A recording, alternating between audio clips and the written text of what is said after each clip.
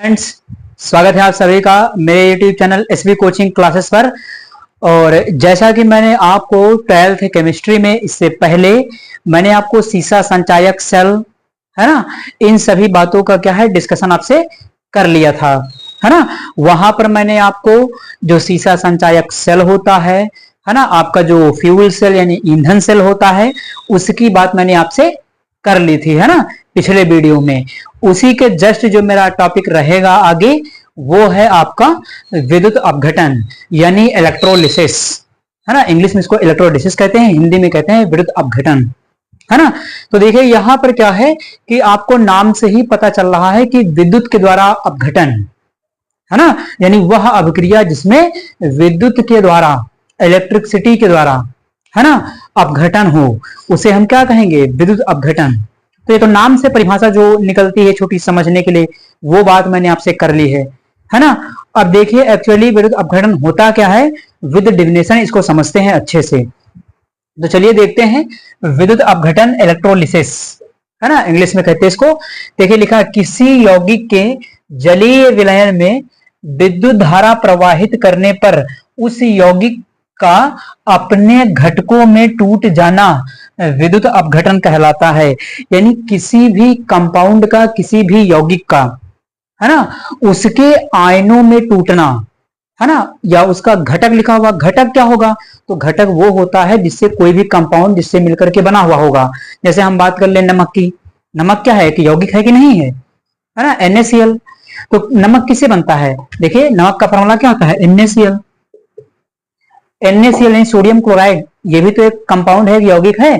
तो ये किससे मिलकर के बना है, तो ये बना है आपका सोडियम से और क्लोरीन से मिलकर के बना हुआ है। तो कह रहा है कि जब आप विद्युत प्रवाहित करेंगे और विद्युत प्रवाहित करने पर ये अपने आयनों में टूट जाए या अपने घटकों में टूट जाए, है ना, कोई भी शब्द आपको लिखा हुआ दोनों में से मिल सकता है। आप कहीं कहीं दोनों लिखे हुए मिल जाते हैं कि अपने घटक आयनों में टूट जाता है, या अपने आयनों में टूट जाता है, या अपने घटकों में टूट जाता है। तो इस प्रक्रिया को क्या कहते हैं, इस प्रक्रिया को विद्युत अपघटन कहते हैं, इलेक्ट्रोलिसिस कहते हैं, है कि नहीं। अब से नमक है NaCl, इसका अपने आयनों में, देखिए आयनों में कैसे टूटेगा, आपको तो पता ही होगा कि Na+ और Cl-, इस तरीके से। तो जो कंपाउंड जिससे मिलकर के बना होगा, जब उसको तोड़ेंगे तो उसमें वही कंपाउंड तो निकलेंगे जिनसे मिलकर के वो बना हुआ होगा। तो NaCl सोडियम से क्लोरीन से मिलकर के बना हुआ है, इसका अपघटन कर देंगे विद्युत के द्वारा, लाइट के द्वारा, है कि नहीं। तो यहां पर क्या हो जाएगा कि Na+ और Cl- में टूट जाएगा। तो ये कहलाएगा कि हमने NaCl का विद्युत अपघटन कर दिया है कि नहीं। अब यहां पर देखिए विद्युत अपघटन की जो प्रोसेस है उसमें होता कैसे है अपघटन, है ना। तो उससे पहले मैं एक छोटी सी बात आपको और बता देता हूं। देखिए यहां पर क्या है कि इसकी एक दूसरी डिफिनेशन भी आपको लिखी हुई किताब सीरीज में मिल जाएगी, है ना, वो मैं आपको बता देता हूं। देखिए होगा क्या कि जब कोई कंपाउंड विद्युत के द्वारा टूटता है अपने आयनों में, है ना, तो उसका एक अच्छा सा नाम दे दिया जाता है, विद्युत अपघट्य कह देते हैं उसको। यानी जिसका विद्युत के द्वारा अपघटन हो जाए वो यौगिक क्या कहलाता है, विद्युत अपघट्य कहलाता है। तो कहीं कहीं आप डिफिनेशन देखेंगे तो उसमें ऐसा लिखा हुआ मिलेगा कि किसी यौगिक की जगह लिखा हुआ होगा विद्युत अपघट्य, है ना, क्योंकि विद्युत के द्वारा जिसका अपघटन हो जाएगा वो विद्युत अपघट्य कहलाएगा। उसको कहते हैं इंग्लिश में इलेक्ट्रोलाइट, है कि नहीं। तो किसी इलेक्ट्रोलाइट यानी किसी विद्युत अपघट्य के जलीय विलयन में, है ना, विद्युत धारा प्रवाहित करने पर, है ना, वो अपने आयनों में टूट जाता है, तो उसे हम क्या कहते हैं, विद्युत अपघटन कहते हैं।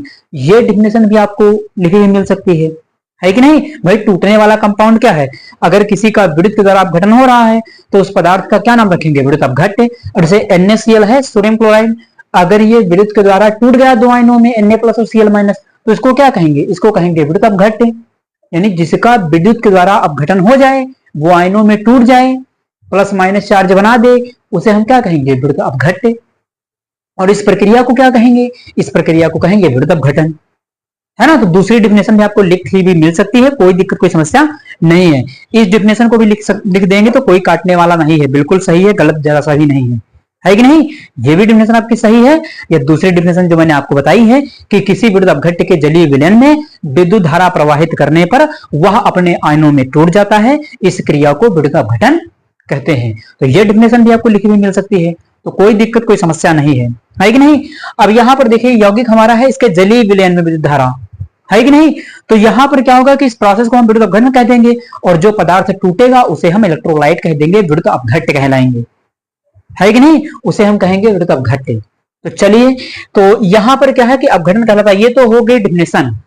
अब मैं कुछ अच्छे अच्छे एग्जांपल लेकर के आपको एक्सप्लेन करता हूं कि विद्युत अपघटन वास्तव में कैसे होता है। इसका डायग्राम मैं आपको बनाकर के समझाता हूं। तो चलिए देख लेते हैं। एक तो सामने जनरली समझाने के लिए मैंने आपको NaCl लिख दिया था। अब मैं एक एग्जांपल लेता हूं आपके सामने। जैसे मैंने ले लिया है ना, कोई भी विद्युत अपघट्य ले लीजिए, कॉपर सल्फेट है, पोटेशियम क्लोराइड है, सोडियम क्लोराइड मैंने अभी लिया, सोडियम क्लोराइड है कि नहीं। तो यहाँ पर हम दूसरा चेन देते हैं। एग्जाम्पल के लिए ले लेते हैं हम कॉपर सल्फेट, है ना। कॉपर सल्फेट का जलीय विलयन है कि नहीं, हमने ले लिया है कॉपर सल्फेट। कॉपर सल्फेट भी क्या है, कॉपर सल्फेट भी एक विद्युत अपघट्य है, इसका भी विद्युत अपघट्य के द्वारा अपघटन हो जाएगा, है कि नहीं। कॉपर सल्फेट को क्या करेंगे, पानी के अंदर डिजोल्व करेंगे। चलिए मैं आपको समझा देता हूं। यहां पर जैसे मैंने एक पात्र ले लिया, ये है ना, इसके अंदर आपका जो है वो CuSO4 है कि नहीं।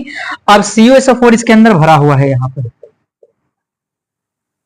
कॉपर सल्फेट है, और इसके अंदर क्या है, कॉपर सल्फेट का जलीय विलयन। इसका मतलब यह है कि पानी के अंदर कॉपर सल्फेट को डिसॉल्व किया गया, घोला गया, तभी तो कॉपर सल्फेट का जलीय विलयन।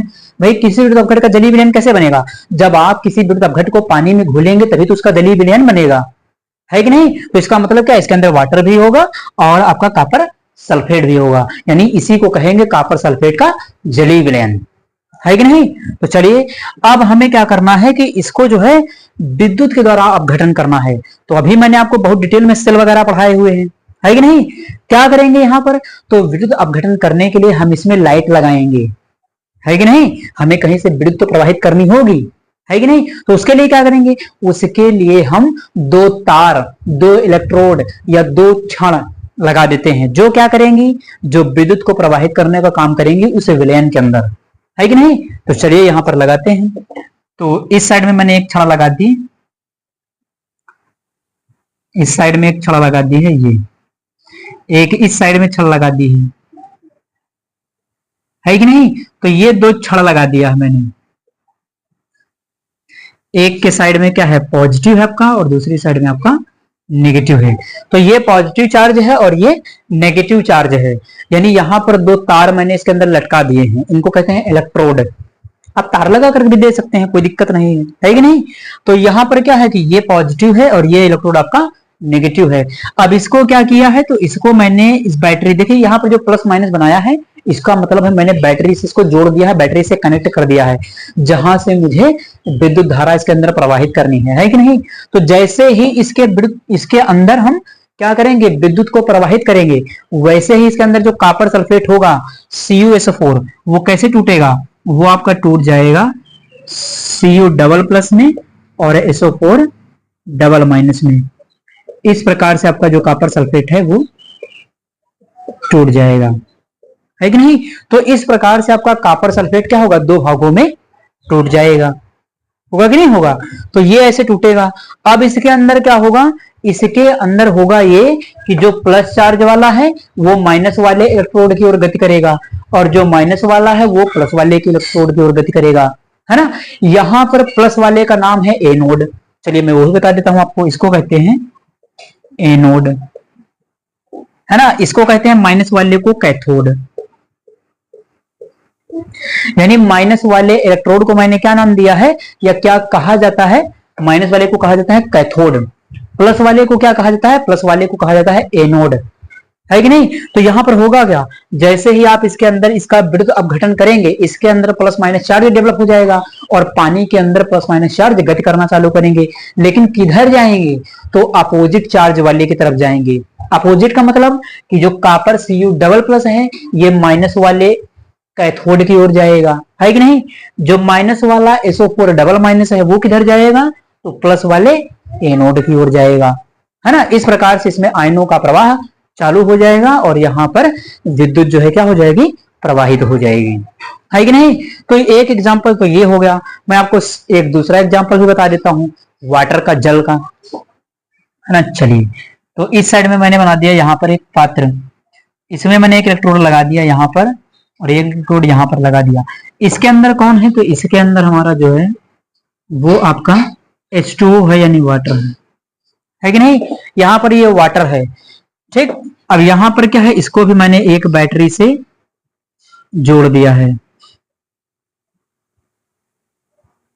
ठीक। तो इसमें भी क्या, प्लस वाले को कहेंगे एनोड, माइनस वाले को क्या कहेंगे, कैथोड। तो इसके अंदर मैंने पानी भर दिया, वाटर को भर दिया है नहीं। अब इसमें क्या किया कि दो इलेक्ट्रोड लगा दिए हैं, दो इलेक्ट्रोड, इलेक्ट्रोड का मतलब ये वही तार है जिनके द्वारा आप लाइट प्रवाहित करेंगे, है कि नहीं। इसे बैटरी वगैरह में देखते ना, इलेक्ट्रोड लगे हुए होते हैं जहां पर आप क्लिप लगाते दोनों में, है ना। एक क्लिप इधर लगती है, एक क्लिप इधर लगती है, दोनों को जोड़ करके उसके अंदर लाइट चलती है कि नहीं, ये वही है। तो यहाँ पर क्या होगा कि इसके अंदर, अब देखिए यहाँ पर एक छोटी सी चीजें ध्यान कर लीजिएगा। यहाँ पर जो होगा आपका, जो जल होगा वो क्या होगा, सॉल्टेड होगा, लवणीय जल होगा, है ना। इसका मतलब क्या है, वो सॉल्टेड होगा, यानी उसके अंदर सॉल्ट की मात्रा होगी। या फिर दूसरी बात ये है कि यहाँ पर जो वाटर होगा वो क्या होगा, हल्का सा एसिडिक होगा, अम्लीय होगा, है ना। क्योंकि आप लोगों को पता है कि जो आसुत जल होता है, आसुत जल, डिस्टिल्ड वाटर, उसमें लाइट प्रवाहित नहीं होती है, क्योंकि वो पूरी तरीके से क्या होता है, शुद्ध होता है कि नहीं। तो डिस्टिल्ड वाटर में लाइट प्रवाहित नहीं होती है। आपका जो सॉल्टेड वाटर है ना, जिसमें लवण वगैरह घुले हुए होंगे, उसमें क्या होगा, लाइट प्रवाहित हो जाती है। इसीलिए कहा जाता है कि जो नल वगैरह में आता है पानी हमारे घरों में, उससे क्या है कि कभी लाइट, यानी कहीं पर लाइट से आग लगती है, अगर जो घर में है या कहीं भी है, कोई इलेक्ट्रिकल उपकरण जलने लगता है, तो उसको पानी से नहीं बुझाना चाहिए, है कि नहीं। क्योंकि उसमें क्या होता है कि वो पानी जो आपका घर वाला होता है, जो नलों में आता है, वो सॉल्टेड वाटर होता है ना। उसके अंदर लाइट प्रवाहित हो जाएगी, उससे आपको भी करंट लग सकता है कि नहीं। तो इसलिए कभी भी लाइट से लगी हुई आग को बुझाने के लिए घर में जो पानी होता है उसका यूज नहीं किया जाता है। अच्छा, एक और मैं आपको बात बता देता हूं। आपने देखा होगा इन्वर्टर में जो पानी पड़ता है, इन्वर्टर का जो बैटरा होता है उसके अंदर पानी डाला जाता है ना। तो वो जो वाटर खरीद करके लाया जाता है वो कौन सा वाटर होता है, वो होता है डिस्टिल्ड वाटर, आसुत जल, है कि नहीं। उसके अंदर किसी भी प्रकार की कोई सॉल्ट नहीं होता, वो बिल्कुल प्योर जल होता है, शुद्ध जल होता है ना।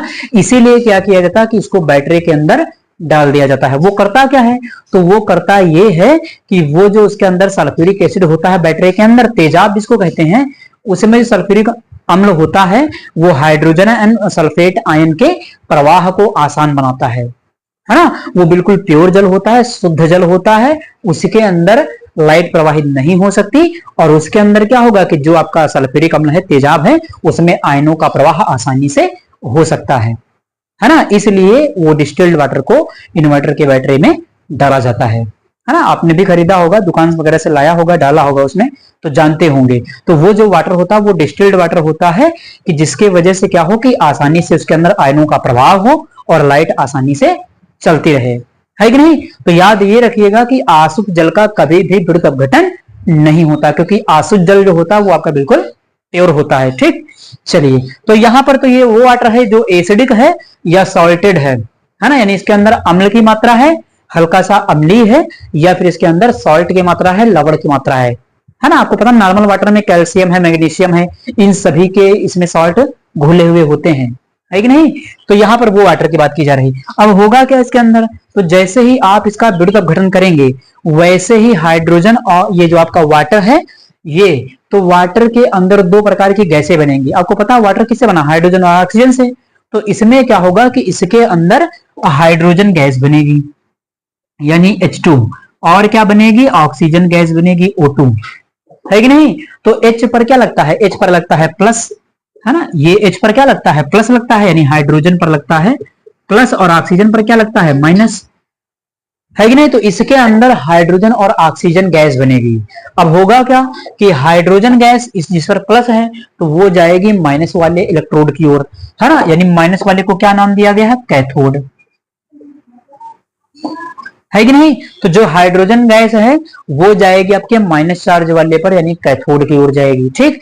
ऑक्सीजन पर क्या होता है, माइनस होता है, ये जाएगी आपकी प्लस वाले चार्ज की ओर। हाइड्रोजन तो इधर चली जाएगी और हाइड्रोजन जाएगी प्लस वाले चार्ज की ओर, यानी आपकी ऑक्सीजन जो गैस है, ऑक्सीजन गैस चली गई एनोड की ओर, हाइड्रोजन गैस किधर गई, कैथोड की ओर। यानी अपोजिट चार्ज वाले की ओर ये गैसें मूव करेंगी, वहां पर मुक्त होंगी, वहां पर निकलती हुई दिखाई देंगी आपको, है कि नहीं। तो इस प्रकार से क्या होता है कि एसिडिक या सॉल्टेड वाटर का विद्युत अपघटन किया जाता है कि नहीं। तो ये हो जाती है हमारी प्रोसेस क्या है, विद्युत अपघटन। मैंने आपको दो एग्जांपल लेकर के समझाया है, आप कोई भी सॉल्ट लेकर के एग्जांपल को कर सकते हैं ट्राई, मतलब बना सकते हैं इसको, एग्जांपल में लिख सकते हैं इसको, है ना, करके नहीं देखिएगा, ठीक।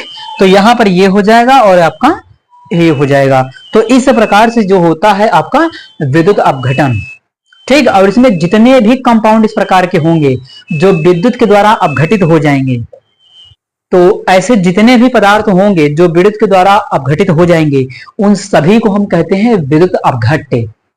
और वे कंपाउंड या वे यौगिक जिनका विद्युत के द्वारा अपघटन नहीं होता है, उन्हें कहते हैं विद्युत अनपघट्य। अनपघट नॉन इलेक्ट्रोलाइट, इंग्लिश में कहते हैं उसको नॉन इलेक्ट्रोलाइट, हिंदी में कहते हैं विद्युत अनपघट्य। जैसे यूरिया, ग्लूकोज, शक्कर, है ना, मैंने आपको बहुत कायदे से पढ़ाया है ना, फिर भी मैंने आपको एग्जांपल बता दिया, जैसे यूरिया है, ग्लूकोज है, शक्कर है, इस तरीके के कंपाउंड आयनों में नहीं टूटते, इनका विद्युत अपघटन नहीं हो सकता है, इनमें प्लस माइनस चार्ज नहीं बनता है कि नहीं। तो ये रहा आपका विद्युत अपघटन। आप इसका स्क्रीनशॉट ले लीजिए, फिर मैं डिस्कशन करता हूं आपसे इस विद्युत अपघटन से संबंधित जो हमें पढ़ना है, फैराडे साहब के नियम, है, फैराडे नामक वैज्ञानिक ने इससे संबंधित अपने नियम प्रतिपादित किए हैं, फिर उसका डिस्कशन मैं आपसे करता हूं।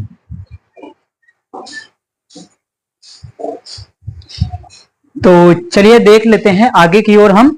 तो आगे क्या होगा, अब उसी विद्युत अपघटन के आधार पर, है ना, उसी विद्युत अपघटन के आधार पर फैराडे ने अपने दो नियम प्रतिपादित किए हैं, है ना। और ये आपके एग्जाम की दृष्टि से मोस्ट इंपॉर्टेंट क्वेश्चन है, आने की बहुत ज्यादा संभावनाएं रहती हैं यहाँ से, है ना। केवल बोर्ड्स में ही नहीं बल्कि आपके कॉम्पिटिटिव एग्जाम्स में भी, है ना, उसमें भी यहाँ से क्वेश्चन देखने को आपको मिलते हैं। तो यहाँ पर क्या होगा कि जो फैराडे का विद्युत अपघटन का जो प्रथम नियम है, पहला नियम है, वो लिखा हुआ है आपके सामने, मैं इसको आपको एक्सप्लेन करता हूं, समझाता हूं। तो चलिए देखते हैं फैराडे का जो प्रथम नियम है वो क्या है। तो देखिए यहां पर लिखा हुआ है, किसी विद्युत अपघट्य, देखिए आ गई वही बात, मैंने आपसे कहा था कि जिस यौगिक का विद्युत के द्वारा अपघटन होगा वो कहलाएगा विद्युत अपघट्य, है कि नहीं। देखिए यहां पर वही शब्द लिखा हुआ है, विद्युत अपघट्य मतलब इलेक्ट्रोलाइट इंग्लिश में, ठीक। तो किसी विद्युत अपघट्य के विलयन में पड़े हुए इलेक्ट्रोडों पर, विलयन में पड़े हुए इलेक्ट्रोड, भाई विद्युत अपघटन कैसे होता है, विद्युत अपघटन इलेक्ट्रोड की सहायता से ही तो करवाया जाता है। भाई लाइट कहां से लाएंगे, इलेक्ट्रोड के सहारे ही तो उसके अंदर लाइट प्रवाहित करते हैं, है कि नहीं। तो यही कह रहा है कि विलयन में पड़े हुए इलेक्ट्रोडों पर निक्षेपित, ये निक्षेपित क्या है, निक्षेपित का मतलब डिपोजिटेड, डिपोजिट का मतलब क्या होता है, जमा, है कि नहीं। तो निक्षेपित ब्रैकेट में मैंने लिख दिया है, अगर समझ ना पाए निक्षेपित क्या होता है, तो निक्षेपित का मतलब होता है जमा, इकट्ठा, कलेक्ट, है कि नहीं। तो निक्षेपित या जमा पदार्थ की मात्रा, अब पदार्थ की मात्रा बहुत जगह सीरीज किताब में अलग अलग लिखा हुआ मिलता है ना, मैंने यहां पर लिख दिया पदार्थ की मात्रा को डब्लू, डब्लू फॉर क्या होता है, वेट, वेट का मतलब भार, मतलब मात्रा, उसी से लगा लिया गया है कि नहीं। तो यहां पर पदार्थ की मात्रा कैपिटल डब्लू, डब्लू, है ना, विद्युत अपघट्य के विलयन में, यहां पर होगा, हाँ, विद्युत अपघट्य के विलयन में प्रवाहित, तो विद्युत अपघट्य के विलयन में प्रवाहित आवेश की मात्रा, देखिए आवेश की मात्रा क्या है, कैपिटल क्यू के समानुपाती होता है। यानी विद्युत अपघट्य की जो जमा होने की मात्रा है वो आवेश के क्या होती है, समानुपाती। कहने का मतलब देखिए यहाँ पर एक वर्ड और लिखा हुआ मिल सकता है कि आपको, कि जो विलयन में प्रवाहित आवेश, है ना, तो यहाँ पर आवेश लिखा है, कहीं पर देखेंगे आप विद्युत धारा भी लिखा हुआ होगा, है ना। तो प्रवाहित विद्युत धारा की मात्रा के समानुपाती होता है, ऐसा भी आपको कहीं कहीं पर लिखा हुआ मिल सकता है कि नहीं। तो टेंशन नहीं लीजिएगा, गलत नहीं, सही है। यहाँ पर आवेश भी लिखा हो सकता है कि विद्युत धारा कहीं पर लिखा हुआ मिल जाए, वैसे बहुत जनरली ओल्ड किताबों में आपको लिखा हुआ मिल सकता है, ऐसे नहीं मिलेगा, है ना। चलिए, तो प्रवाहित आवेश की मात्रा कैपिटल क्यू के समानुपाती होता है। छोटी सी बात, मैं एक जनरल एग्जांपल आपको देकर के समझाता हूं। जैसे मान लिया कि आपको बाइक से कहीं जाना है, गाड़ी से, है ना, तो मान लिया कि आपको 50 किलोमीटर जाना है कि नहीं, 50 किलोमीटर जाना है, और अभी आप घर पर हैं, आपकी गाड़ी में जरा सा भी पेट्रोल नहीं है। आपने उसमें क्या किया कि 50 रुपए का पेट्रोल डलाया, है कि नहीं। तो अब आपको 50 किलोमीटर जाना है और आपने 50 रुपए का उसमें पेट्रोल डलवाया है। अब क्या होगा कि आपने जितना उसके अंदर पेट्रोल डलवाया है ना, तो मैंने जनरल ले लिया तो 50 रुपए का डलवाया, आपने जितना भी डलवाया हो, लेकिन ऐसा मान के चलते हैं कि मैंने फुल जितना पहुंच सके उतना पेट्रोल नहीं डलवाया है ना, तो कुछ पेट्रोल मैंने डलवा लिया, तो आपने जितना पेट्रोल डलवाया है आपकी बाइक उतना ही चलेगी, है कि नहीं भाई। बाइक आपकी कब तक चलेगी, जब तक वो पेट्रोल उसके अंदर चलता रहेगा, खत्म नहीं होगा। जैसे ही पेट्रोल खत्म हो जाएगा वैसे ही बाइक क्या हो जाएगी, बंद हो जाएगी। तो सेम टू सेम आप जितना आवेश प्रवाहित करेंगे, इलेक्ट्रोड पर जो पदार्थ जमा होगा, देखिए यहाँ पर सामने एग्जाम्पल लिया है कापर सल्फेट का, है ना, मैंने यहाँ पर ये डायग्राम में बना दिया है कि कापर सल्फेट का हम क्या कर रहे हैं, विद्युत अपघटन कर रहे हैं, इसके अंदर आवेश प्रवाहित कर रहे हैं। आवेश का मतलब विद्युत धारा, है कि नहीं। तो यहां पर इन इलेक्ट्रोडों की सहायता से हम इस विलयन के अंदर विद्युत धारा प्रवाहित कर रहे हैं। अब जैसे ही इस विद्युत अपघट्य के अंदर विद्युत धारा प्रवाहित करेंगे, इसमें प्लस माइनस का चार्ज बन जाएगा, और जैसे ही प्लस माइनस का चार्ज बना तो वो अपोजिट इलेक्ट्रोड यानी विपरीत चार्ज वाले इलेक्ट्रोड की ओर गति करना चालू कर देगा विलयन के अंदर, है कि नहीं। तो कापर पर क्या है, कापर पर है डबल प्लस, तो डबल प्लस वाला किस इलेक्ट्रोड की ओर जाएगा, माइनस वाले इलेक्ट्रोड की ओर, और माइनस वाले इलेक्ट्रोड का नाम क्या है, कैथोड, यानी कापर कहां जाएगा, कापर आपका निकल निकल करके इस कैथोड की ओर जाएगा। देखिए प्लस वाला कहां जाएगा, माइनस वाले इलेक्ट्रोड की ओर, है कि नहीं। ये इलेक्ट्रोड हैं, इन इलेक्ट्रोडों को नाम क्या दिया गया, माइनस वाले को कैथोड, प्लस वाले को एनोड। ठीक, तो यहां से कापर निकल निकल करके कैथोड पर जाएगा। उसके बाद क्या होगा, इसके अंदर जो SO4 माइनस है, जो आपका सल्फेट आयन है, वो क्या करेगा, वो जाएगा पॉजिटिव चार्ज के ओर, है ना। तो ये माइनस वाला कहां जाएगा, पॉजिटिव चार्ज की ओर जाएगा, एनोड वाले इलेक्ट्रोड की ओर जाएगा। तो इस प्रकार से क्या होता है कि पॉजिटिव वाला नेगेटिव की ओर और नेगेटिव वाला आयन पॉजिटिव इलेक्ट्रोड की ओर गति करता है कि नहीं। तो इसमें क्या कहा गया है कि आप जितने समय तक इसके अंदर विद्युत धारा प्रवाहित करते रहेंगे तब तक ये प्रोसेस चलती रहेगी, है कि नहीं।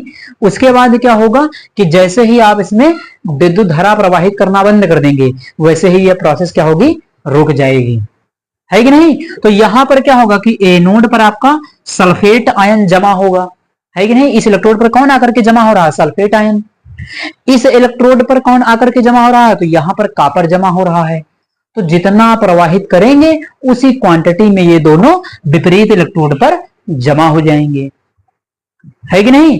तो यहां पर अब जितना समय लगाएंगे, जितनी देर तक आप उसमें लाइट प्रवाहित करेंगे, उतनी देर तक उतना क्या है, पदार्थ यहां पर कलेक्ट हो जाएगा, जमा हो जाएगा। उतना कापर आपको यहां पर मिल जाएगा, उतना आपका सल्फेट आयन यहां पर जमा हुआ मिलेगा, है कि नहीं। तो मेरा कहने का मतलब यही था कि जो आपके जमा हुए पदार्थ की मात्रा है वो विलयन में प्रवाहित आवेश की मात्रा के क्या होता है, देखिए लिखा हुआ है, आवेश की मात्रा कैपिटल क्यू के समानुपाती होता है कि नहीं। ये हो गया। अब यहां पर देखिए इसी के हिसाब से हम इसका मैथमेटिकल फॉर्मूला निकाल लेते हैं, है कि नहीं। देखिए क्या होगा, इलेक्ट्रोड पर निक्षेपित या जमा पदार्थ की मात्रा, जमा पदार्थ की मात्रा को मैंने क्या मान लिया, कैपिटल डब्ल्यू, है कि नहीं। तो यहां पर क्या हो गया, ये हो गया कैपिटल डब्ल्यू, अर्थात करके आप इसको लिख लीजिएगा, है ना। तो कैपिटल डब्ल्यू और समानुपाती, ये देखिए कह रहा है ना, समानुपाती का सिंबल ये होता है नहीं होता, तो ये डब्ल्यू समानुपाती किसके समानुपाती होगा, तो आवेश की मात्रा कैपिटल क्यू के। तो यहां पर लिख लिया कैपिटल क्यू, ये पदार्थ की मात्रा है, और समानुपाती किसके होगा, तो आवेश की मात्रा, आवेश की मात्रा कितनी है, कैपिटल क्यू है कि नहीं। डब्ल्यू समानुपाती किसके हो गया, कैपिटल क्यू के हो गया। अब आपको पता है कि यहां पर समानुपाती का सिंबल हटाएंगे तो एक नियतांक आता है, आप इस सिंबल को हटाते थे ना, फिजिक्स में भी पढ़ा होगा कि समानुपाती का सिंबल हटाते हैं तो कोई ना कोई नियतांक आता है। तो यहां पर जो नियतांक आ जाएगा आपका वो आएगा जेड, कैपिटल जेड, है कि नहीं। अब जेड क्या है, तो जेड का नाम है विद्युत रासायनिक तुल्यांक, इलेक्ट्रोकेमिकल इक्विवेलेंस, है ना, इलेक्ट्रोकेमिकल कांस्टेंट इसका नाम है, इलेक्ट्रोकेमिकल कांस्टेंट, विद्युत रासायनिक तुल्यांक इसका नाम है। ठीक, चलिए तो जेड हो गया, और फिर क्या हो जाएगा साइड में, क्यू हो गया। तो ये हो गया, आप देखिए यहां पर फैराडे के पहले नियम से, है कि नहीं। ये समानुपाती का सिंबल हटाया, नियतांक आ गया जेड। जेड क्या है, तो जेड बराबर है विद्युत रासायनिक तुल्यांक, ये हो जाएगा। उसके बाद क्यों, क्यू क्या है, आवेश है। तो आवेश बराबर आपने क्लास 10th फिजिक्स में पढ़ा होगा कि क्यू बराबर क्या होता है, आई टी, यानी आवेश बराबर धारा गुणे समय। ये फॉर्मूला तो पढ़ा ही होगा, इसमें ना कहिएगा कि ये पढ़ा नहीं है। क्यू बराबर आई टी, ये तो आपने पढ़ा होगा ना, क्यू बराबर आई टी, आवेश बराबर धारा गुणे समय, है कि नहीं। अब क्यू बराबर आई टी होता तो इस क्यू की वैल्यू यहां पर पुट कर देंगे तो फॉर्मूला एक लाइन और बढ़ जाएगा। चलिए इसको लिख देते हैं। तो डब्ल्यू बराबर क्या हो जाएगा, जेड, क्यू की जगह पर क्या रखना है, आई टी, तो ये हो जाएगा जेड आई टी, है ना। और लगा करके इसको मैं लिख देता हूं, ये हो जाएगा। तो डब्ल्यू बराबर जेड आई टी हो जाएगा। यहां से डब्ल्यू बराबर जेड आई टी, जेड क्या है, तो जेड को लिख लीजिएगा, जेड है विद्युत रासायनिक तुल्यांक, यानी जहां जहां क्या, तो जहां जो आपका जेड है, जेड क्या है, विद्युत रासायनिक तुल्यांक, यानी जेड क्या है आपका विद्युत रासायनिक तुल्यांक है ना। आई क्या है, तो आई है आपकी धारा, जिसको एम्पियर में लिखते हैं, है ना। टी क्या है, तो टी है आपका समय, जिसको सेकंड में लिखा जाता है कि नहीं। तो यहां पर टी क्या हो जाएगा, तो टी हो जाएगा आपका समय हो जाएगा, और समय को रखते हैं हमेशा सेकंड में, यानी समय को हमेशा सेकंड में रखेंगे, है ना। उसके बाद क्या होगा, उसके बाद जो आपका डब्ल्यू है, डब्ल्यू तो आपको पता ही चल गया, निक्षेपित या जमा पदार्थ की मात्रा। अब जो भी पदार्थ होगा, जैसे यहाँ कापर था आपका, तो कापर की मात्रा पूछ सकता है ना। या कहीं सवाल में निकिल है, जिंक है, किसी की भी मात्रा पूछ लिया जाए, जो पदार्थ होगा विद्युत अपघट्य उसकी मात्रा पूछ लिया जाएगा सवाल में आपसे, है कि नहीं। तो यहां से क्या हो जाएगा, ये फैराडे का पहला नियम हो जाएगा। अगर नियम आता है तो आपको इतनी बात लिख करके ये फॉर्मूला यहां तक लिख देना है, फैराडे का पहला नियम हो जाएगा। उसके बाद देखिए छोटी सी एक बात, आप इसका स्क्रीनशॉट ले लीजिए। तो आपने स्क्रीनशॉट इसका ले लिया होगा। अब यहां पर देखिए छोटी सी बात मैं आपको और बता देता हूं, जैसे यहां पर क्या है कि कहीं पर धारा की वैल्यू यानी विद्युत धारा जो है उसका मान 1 एम्पियर हो जाए और समय कितना हो जाए, 1 सेकेंड, है ना। यानी इस विद्युत अपघट्य के विलयन में 1 सेकंड तक 1 एम्पियर की धारा प्रवाहित की जाए, तब क्या होगा, तब देख लीजिए। तो यहां पर क्या होगा कि 1 एम्पियर की धारा 1 सेकंड तक, यानी इसका कहने का मतलब ये है, इसका कहने का मतलब कि जो आई की वैल्यू हो जाएगी वो कितनी है, 1, टी की वैल्यू है वो कितनी हो जाएगी, 1। तो जब आई और टी दोनों की वैल्यू 1 हो जाएगी तो ये फार्मूला कैसे बन जाएगा, डब्ल्यू बराबर देखिए, आई जेड तो आपका वैसे ही रहेगा, तो जेड इंटू 1 यानी डब्ल्यू बराबर क्या हो जाएगा, तो डब्ल्यू बराबर हो जाएगा जेड, है ना। यानी पदार्थ की जो निक्षेपित मात्रा है वो विद्युत रासायनिक तुल्यांक के बराबर हो जाएगी अगर धारा और समय का मान कितना हो गया, 1, है कि नहीं। तो ये केस भी लिख लीजिएगा कि यदि विद्युत अपघट्य के विलयन में 1 सेकंड तक 1 एम्पियर की धारा प्रवाहित की जाती है तो W बराबर क्या हो जाएगा, Z, अर्थात निक्षेपित पदार्थ की मात्रा विद्युत रासायनिक तुल्यांक के बराबर होती है कि नहीं। ये W बराबर Z लिख लिया जाएगा, है कि नहीं। तो यहां से ये हो जाएगा। तो फैराडे का प्रथम नियम उम्मीद करता हूं आपको समझ में आ गया होगा। आप इसका स्क्रीनशॉट ले लीजिए, फिर मैं आगे का डिस्कशन आपसे करता हूं। तो चलिए देखते हैं फिर आगे क्या है कि जड़ बराबर क्या है, विद्युत रासायनिक तुल्यांक, यानी मैंने आपको बताया जड़ क्या है, विद्युत रासायनिक तुल्यांक है। अब विद्युत रासायनिक तुल्यांक कैसे कैलकुलेट होता है ना, इसी सवाल आपको मैंने फार्मूले से लगाना हो तो कैसे करेंगे। तो यहाँ जड़ बराबर होता है विद्युत रासायनिक तुल्यांक। तो जेड बराबर फार्मूला क्या होता है, देखिए जेड बराबर होता है तुल्यांकी भार बटे फैराडे नियतांक, है कि नहीं। जेड बराबर आपको ये याद रखना होगा तुल्यांकी भार। अब ये तुल्यांकी भार क्या होता है कि नहीं, मैंने आपको बहुत बार बताया है विलयन चैप्टर में, आपको पता ही होगा कि तुल्यांकी भार किसे कहते हैं, ठीक। तो तुल्यांकी भार अपॉन फैराडे नियतांक। अब जो तुल्यांकी भार है, तुल्यांकी भार के लिए जो सिंबल यूज किया जाता है वो कैपिटल ई, है कि नहीं। तो अगर इसको इंग्लिश में कन्वर्ट करना चाहे तो कैपिटल ई हो जाएगा, यानी तुल्यांकी भार को कैपिटल ई से लिखते हैं, इंग्लिश में फॉर्मूला कन्वर्ट कर सकते हैं। फैराडे नियतांक को कैपिटल एफ से लिखते हैं, और फैराडे नियतांक इसकी वैल्यू मैंने आपको बहुत बार बताई है। सेल का विद्युत वाहक बल जब मैंने आपको पढ़ाया था तो वहां भी नष्ट समीकरण जब आपको बताई थी, है ना, तो उसमें मैंने आपको इसकी वैल्यू बताई थी 96,500, है कि नहीं। एफ की वैल्यू कितनी होती है, एफ की वैल्यू होती है 96,500 सीसी का मतलब है कूलाम। तो ये तो इसकी वैल्यू हो गई, ठीक। तो यहां से जो आपका जेड बन जाएगा, जेड हो जाएगा ई अपॉन एफ, है कि नहीं। हिंदी में यूज करना चाहे तो ऐसे फार्मूला यूज करेंगे, और इंग्लिश में जेड बराबर क्या होता है, ये ई अपॉन एफ। अब इस फार्मूले को, इस जेड की जो वैल्यू है इसको उस समीकरण में रख दीजिए जो मैंने अभी आपको पीछे करवाई है, फैराडे के प्रथम नियम की। क्या थी समीकरण, W बराबर जेड आई टी, ये है। अब यहां पर देखिए जेड की वैल्यू कितनी आई, ई अपॉन एफ। तो जहां पर जेड है वहां पर ई अपॉन एफ को पुट कर दीजिए, तो W बराबर क्या हो जाएगा, ई अपॉन एफ इंटू आई इंटू टी, है ना। ये हो जाएगा आपका, ये हो जाएगा W बराबर ई अपॉन एफ इंटू आई इंटू टी। ये क्यों बताया, तो ये इसलिए बता दिया, वरना फैराडे का नियम तो आपका वहीं खत्म हो गया था। ये इसलिए बता दिया कि जैसे मान लिया आप सवाल लगाना चाहे फार्मूले से, है कि नहीं, तो ये फार्मूला आपको यूज करना होगा। ई क्या है, तो सामने लिखा हुआ है तुल्यांकी भार है। तुल्यांकी भार कैसे निकालते हैं, मैंने आपको बहुत सिखाया है विलयन चैप्टर में, वीडियो नहीं देखा है तो उसको देख लीजिएगा, है कि नहीं, तुल्यांकी भार कैसे निकालते हैं। उसके बाद एफ क्या है, फैराडे नियतांक, वैल्यू इसकी कितनी फिक्स है, 96,500। आई क्या है, धारा है, एम्पियर में रखते हैं। टी क्या है, समय है, सेकंड में रखते हैं। कैपिटल डब्ल्यू क्या है, निक्षेपित पदार्थ की मात्रा है, या जमा होने वाले पदार्थ की मात्रा है, या इकट्ठा होने वाले पदार्थ की मात्रा है कि नहीं। तो W बराबर ई अपॉन एफ इंटू आई इंटू टी। फैराडे के प्रथम नियम से कोई सवाल जब आता है तो इस फार्मूले का यूज करके हम सवाल को चुटकियों में सॉल्व कर लेते हैं, है कि नहीं। सवाल लगाने के लिए मैंने आपको इतना बड़ा ये फार्मूला बता दिया है कि अगर फैराडे का केवल नियम पूछा जाता है तो नियम में मैंने आपको जितना पीछे लिखाया था आप उसको लिख सकते हैं, कोई दिक्कत कोई समस्या नहीं है कि नहीं। तो यहां तक आपका हो जाएगा फैराडे के प्रथम नियम में जो सवाल आप लगाएंगे वो इसकी सहायता से, इस फार्मूले की सहायता से उनको सॉल्व करेंगे। हालांकि दूसरा भी मेथड होता है, मैं आपको दोनों मेथड से सवाल लगा करके बताऊंगा, है कि नहीं। तो ये हो गया, आप इसका स्क्रीनशॉट ले लीजिए। फिर मैं आपको एक मोल इलेक्ट्रॉन और फैराडे नियतांक में रिलेशनशिप क्या होती है उसको बता देता हूं। तो चलिए मैं आपको बता देता हूं एक मोल इलेक्ट्रॉन तथा फैराडे नियतांक में संबंध।